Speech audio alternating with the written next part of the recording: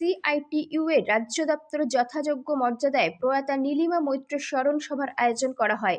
রবিবারের এই কর্মসূচিতে ছিলেন সিটুর রাজ্য সম্পাদক শঙ্কর প্রসাদ দত্ত, সভাপতি মানিক দে সহ অন্যান্য নেতৃত্বরা। নারী নেত্রী নীলিমা মৈত্র ছাত্র জীবন থেকেই বিভিন্ন আন্দোলনের সঙ্গে যুক্ত ছিলেন। ৯২ বছর বয়সে প্রয়াত হন তিনি। এদিনের স্মরণ সভায় উপস্থিত সবাই প্রয়াতা নারী নেত্রীর প্রতিকৃতিতে পুষ্পার্ঘ্য অর্পণ করে শ্রদ্ধা জানান। বক্তারা তার সংগ্রামী জীবনের বিভিন্ন দিক নিয়ে আলোচনা করেন। আমাদের সর্বভারতীয় নেত্রী কমরেড নীলিমা মৈত্রের শ্রদ্ধাঞ্জলি অনুষ্ঠানে এখানে মিলিত হয়েছি। তিনি 12 এপ্রিল প্রয়াত হয়েছেন।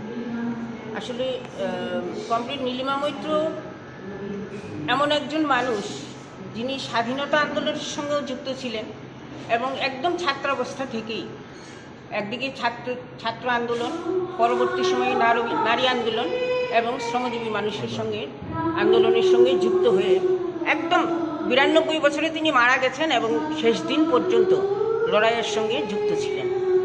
আমরা দেখেছি যে তিনি 1951 সালে 52 সালে যখন প্রথম সাধারণ নির্বাচন হয় তখনই উনি সিপিআইয়ের পোলিং এজেন্ট ছিলেন। মানে খুবই রাজনৈতিক সচেতন মানুষ।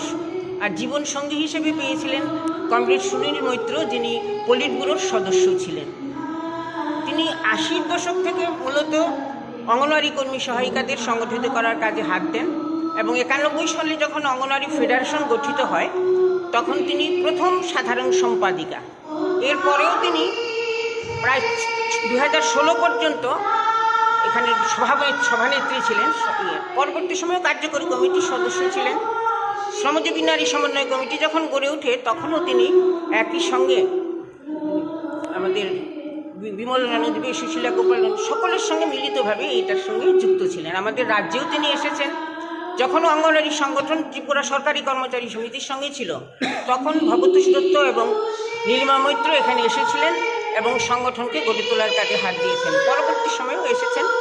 সবসময় তার সান্নিধ্য পেয়েছি। যখনই গেছি আমাদের সংগঠিত করার জন্য, উৎসাহিত করার জন্য তার কথা এবং মাতৃত্ব সুলভ আচরণ।